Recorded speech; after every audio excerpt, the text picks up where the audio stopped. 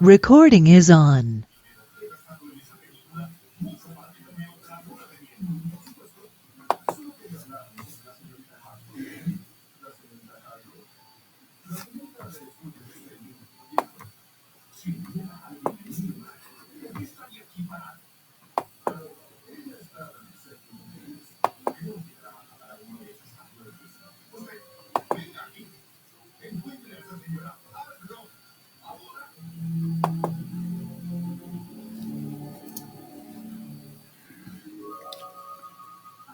El tema que veremos ahora se titula Demasiadas vibraciones. De la obra genial, El tejido del espacio-tiempo, de Brian Greene, genial físico matemático, de la constelación de científicos tales como Stephen Hawking, Roger Penrose, Edward Witten, Murray Gell-Mann, Sheldon Glashow, Steven Weinberg y tantas otras estrellas fundamentales de la ciencia físico-matemática, de la física de vanguardia.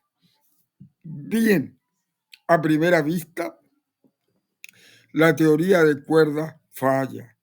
De entrada hay un número infinito de diferentes pautas vibracionales de cuerda y las primeras de una serie inacabable se ilustran esquemáticamente en distintas geometrías, pero las tablas de fermiones y bosones que hemos descrito sobre la estructura y la familia del modelo estándar de partículas elementales del cosmos tienen solo una lista de partículas finitas y por eso desde el principio parece que tenemos un enorme desajuste entre la teoría de cuerdas y el mundo real. Y lo que es más, cuando analizamos matemáticamente las energías posibles y con ello las masas de estas pautas vibracionales, tropezamos con otro importante desajuste entre teoría y observación. Las masas de las pautas vibracionales oscilantes de las cuerdas permisibles no guardan ningún parecido con las masas de las partículas medidas experimentalmente que corresponden a las tablas de fermiones y bosones del modelo estándar de partículas elementales del cosmos. No es difícil ver por qué. Desde los primeros días de la teoría de cuerdas, los investigadores han advertido que la rigidez de una cuerda es inversamente proporcional a su longitud al cuadrado, para ser más preciso. Mientras que las cuerdas largas son fáciles de doblar, cuanto más corta es la cuerda, más rígida se hace.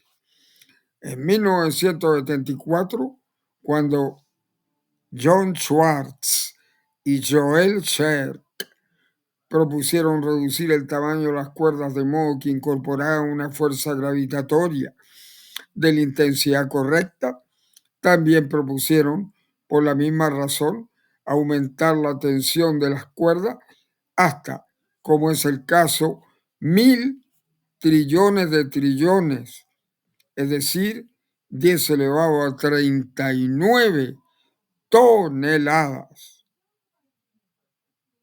O sea, 10 elevado a 41 veces la tensión de una cuerda de piano media.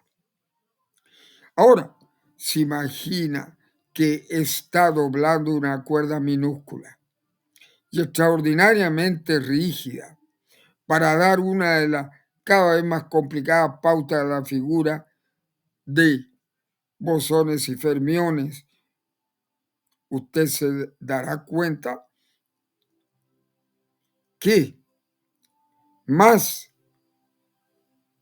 montes y más valles de estas ondas representan más energía que tendrá que ejercer. Recíprocamente, una vez que una cuerda está vibrando en una pauta tan complicada, incorpora una enorme cantidad de energía.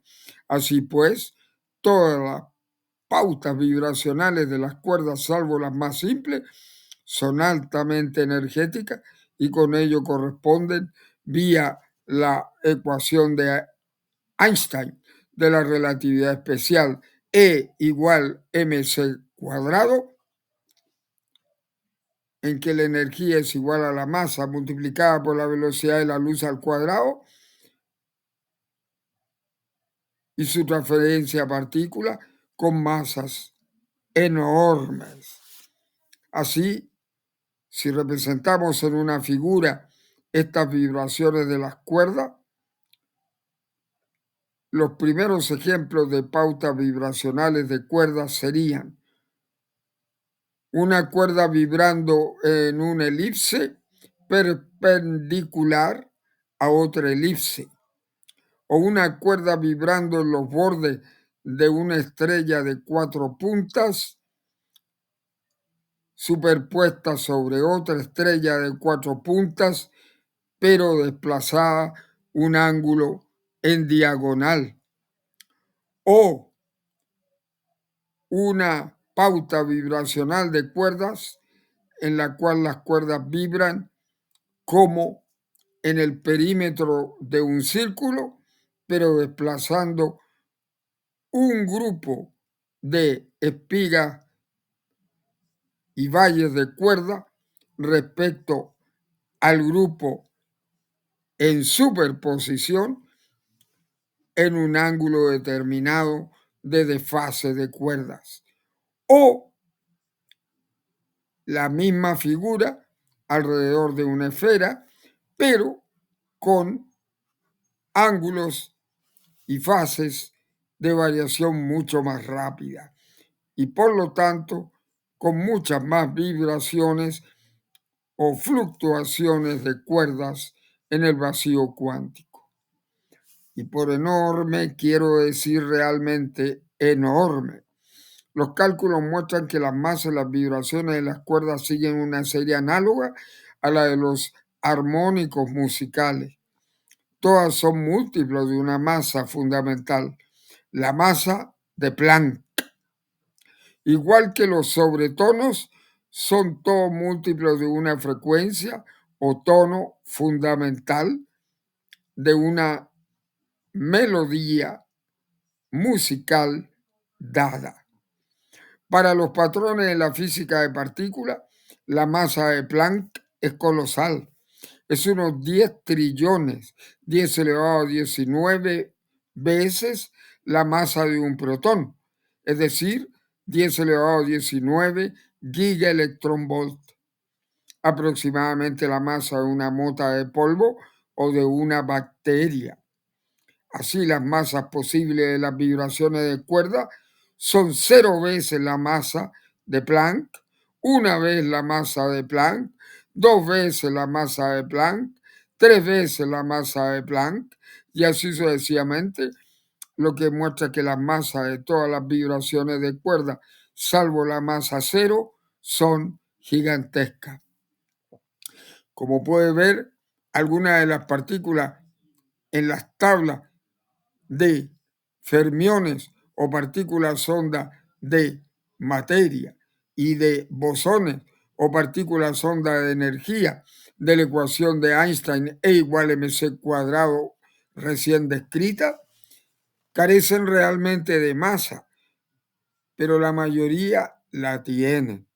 Y las masas no nulas en las tablas están más lejos de la masa de Planck de lo que está el sultán de Brunei de necesitar un préstamo. Así pues, vemos claramente que las masas, las partículas conocidas no encajan en la pauta adelantada por la teoría de cuerdas.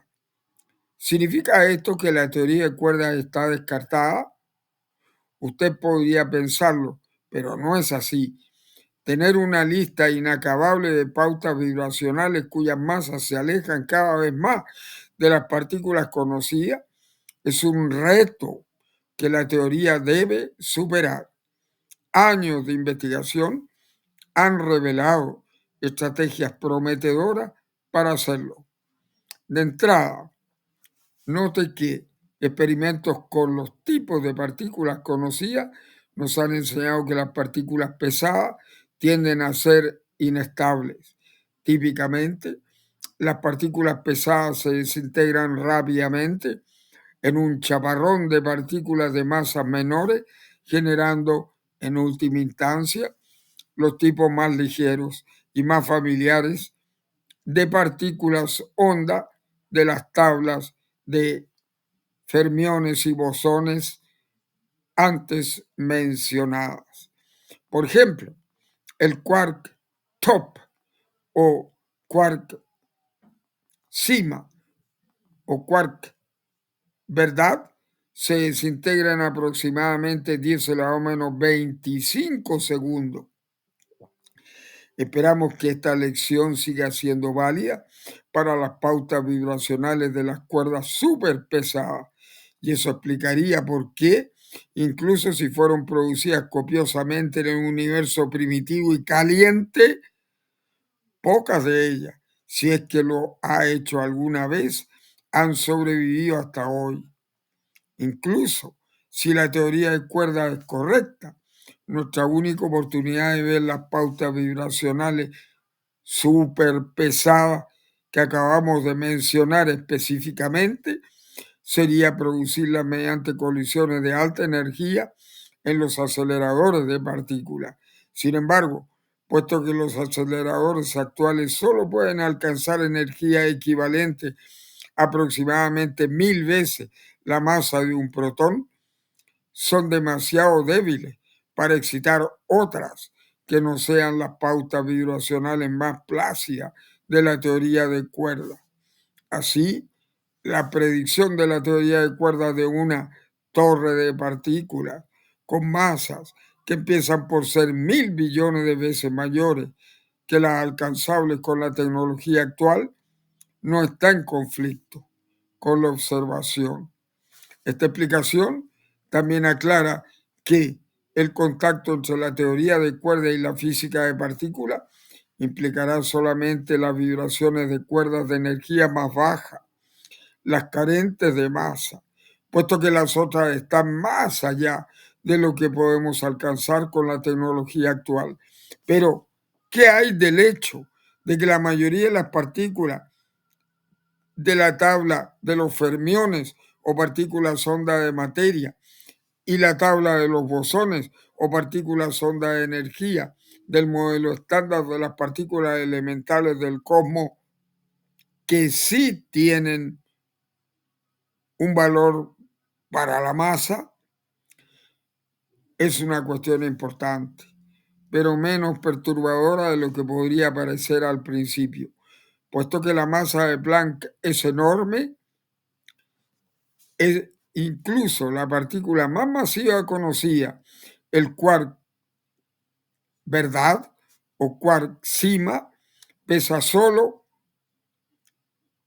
10⁻⁻17 veces la masa de Planck. En cuanto al electrón, pesa 10⁻⁻23 veces la masa de Planck. De modo que en primera aproximación vale hasta una parte de 10 elevado a 17, todas las partículas en las tablas de fermiones y bosones tienen masas iguales a 0 veces la masa de Planck. De la misma manera que la mayoría de las fortunas de la Tierra son en primera aproximación 0 veces la del sultán de Brunei, precisamente como predecía entre comillas la teoría de cuerdas. Nuestro objetivo es mejorar esta aproximación y demostrar que la teoría de cuerdas explica las minúsculas desviaciones de cero veces la masa de Planck, característica de las partículas de las tablas de fermiones y bosones del modelo estándar de partículas elementales del cosmos. Pero las pautas vibracionales sin masa no están tan en contra de los datos como usted podría haber pensado inicialmente. Esto es alentador, pero un examen detallado revela aún más desafíos. Utilizando las ecuaciones de la teoría de supercuerdas, los físicos han hecho una lista de todas las pautas vibracionales de cuerdas sin masa. Una entrada es el gravitón de spin 2 y ese es el gran éxito que lanzó la teoría. Garantiza que la gravedad es parte de la teoría de cuerdas cuánticas.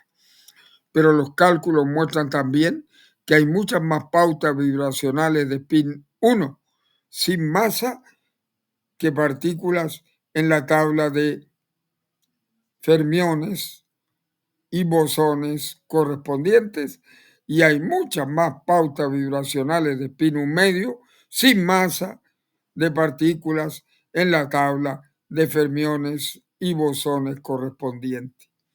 Además, la lista de pautas vibracionales de spin 1 medio no muestra ninguna traza de agolpamientos repetitivos como la estructura en familia de la tabla de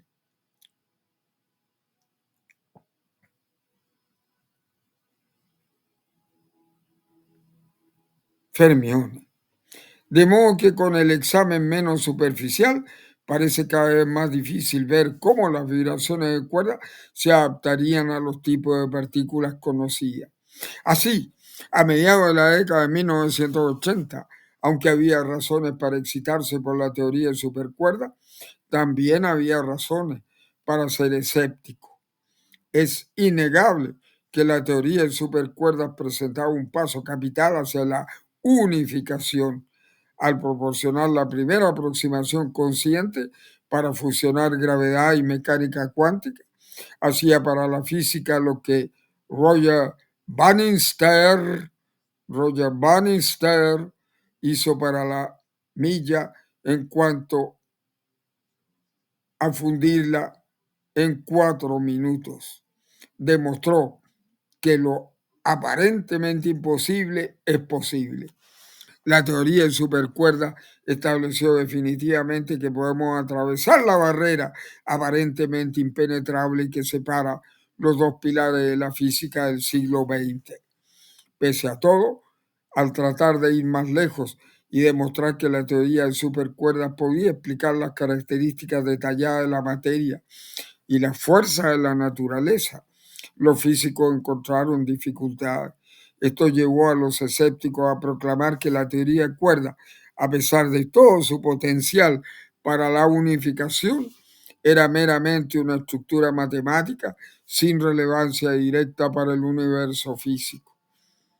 Con ser importantes estos problemas recién discutidos, en el primer lugar de la lista de efectos de la teoría de supercuerdas para los escépticos, había una característica que aún tengo que introducir. La teoría de supercuerdas proporciona realmente una fusión acertada de la gravedad y la mecánica cuántica, una fusión que está libre de las inconsistencias matemáticas que plagaban todos los intentos anteriores.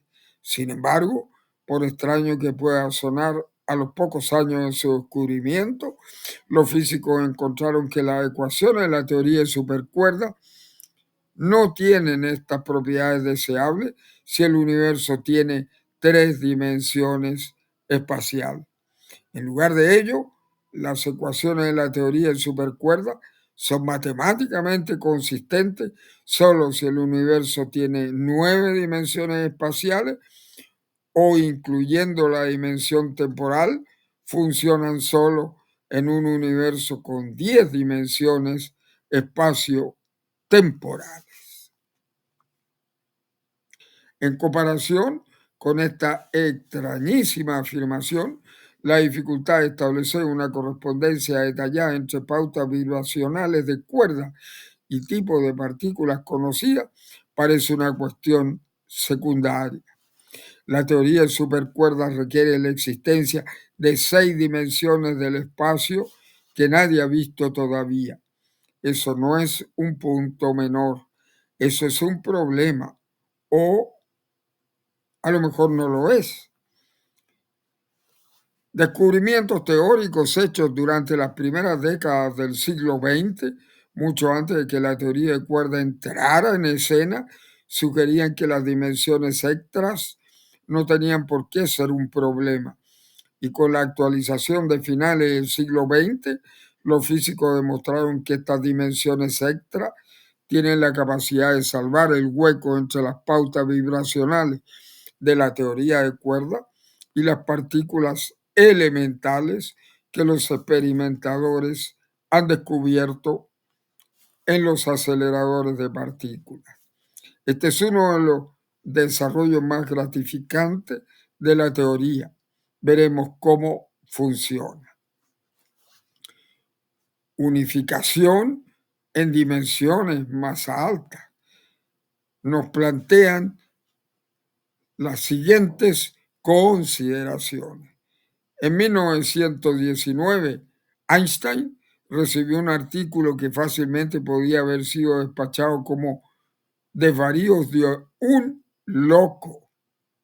Estaba escrito por un matemático alemán poco conocido llamado Theodor Kaluza o Theodor Kaluza, y en unas pocas páginas exponía una aproximación para unificar las dos fuerzas conocidas en la época, la gravedad y el electromagnetismo. Para conseguir este objetivo, Kaluza proponía una separación radical de algo tan básico, tan completamente tomado como dado, que parecía fuera de dudas. Proponía que el universo no tiene 3 dimensiones espaciales.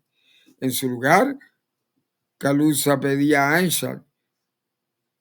Albert Einstein mismo y al resto de la comunidad de la física que contemplara la posibilidad de que el universo tenga 4 dimensiones espaciales, de modo que junto con el tiempo tiene un total de 5 dimensiones espacio-temporales. Para empezar, ¿qué demonios significa eso? Bien, cuando decimos que hay 3 dimensiones espaciales, queremos decir que hay 3 direcciones o ejes independientes a lo largo de los cuales podemos movernos.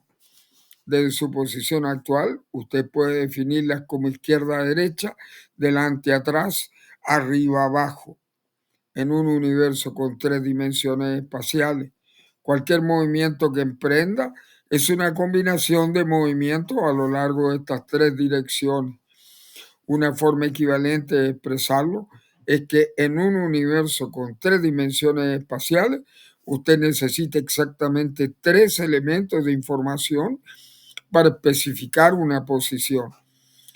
En una ciudad, por ejemplo, usted necesita dar la calle o un edificio, una calle transversal que fija la manzana y un número de planta para especificar dónde va a dar una fiesta.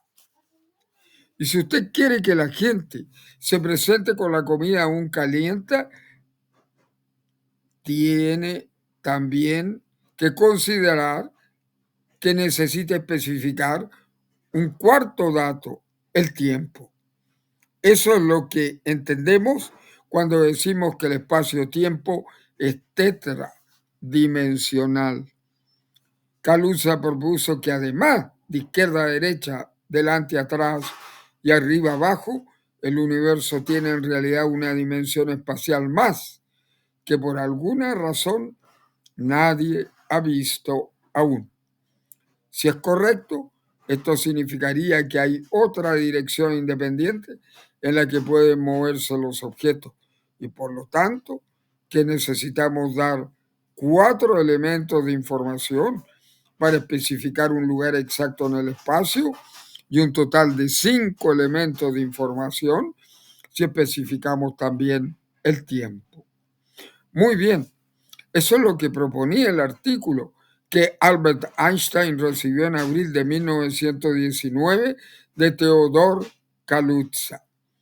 La pregunta es, ¿por qué Einstein no lo tiró?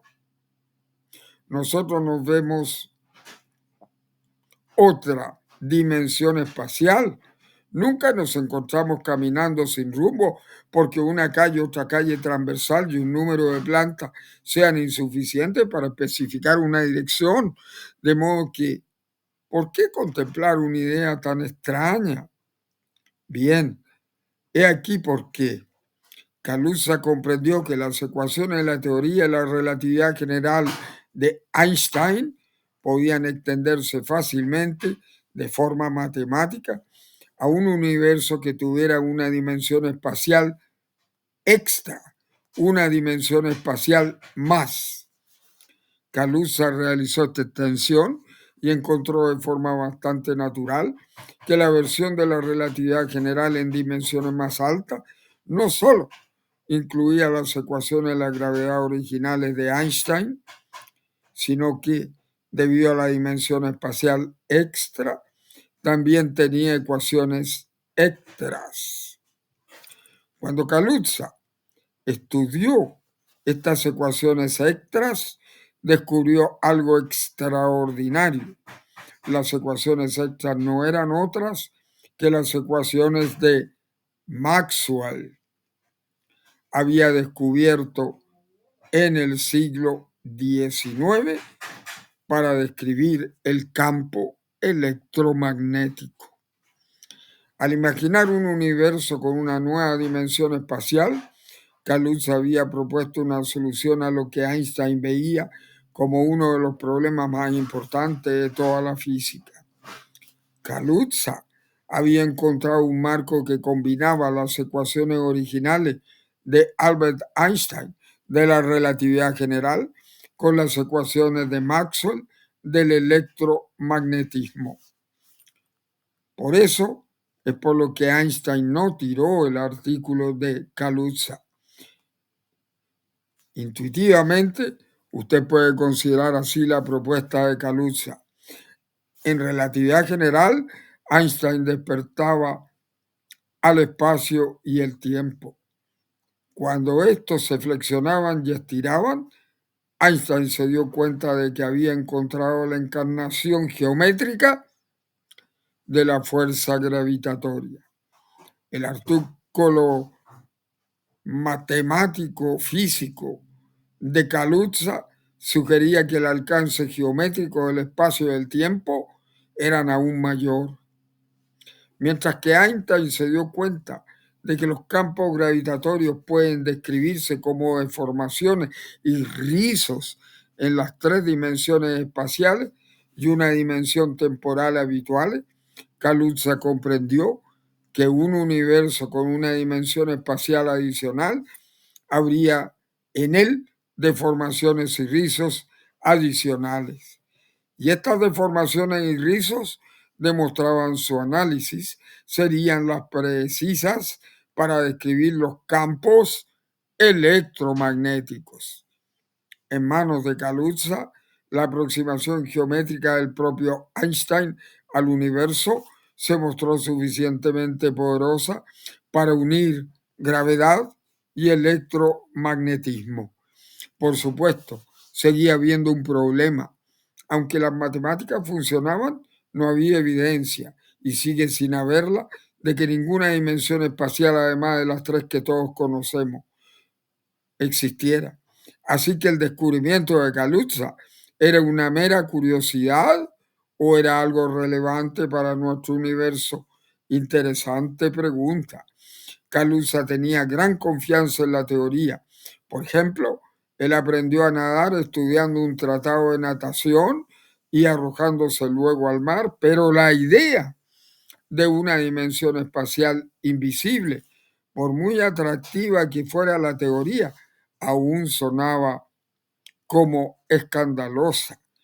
Entonces, en 1926, el físico sueco Oscar Klein dio un nuevo giro a la idea de Kaluza, uno que sugería dónde podía estar oculta la dimensión extra.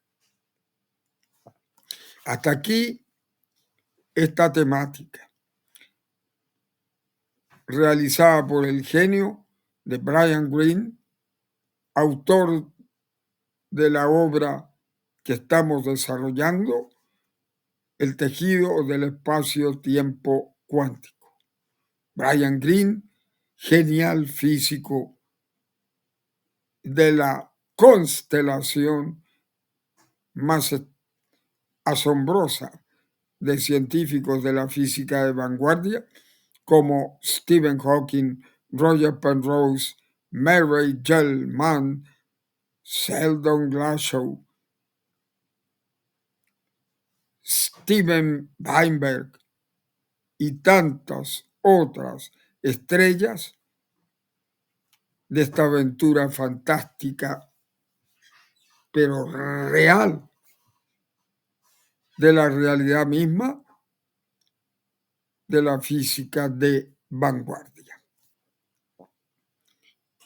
Hasta aquí este tema.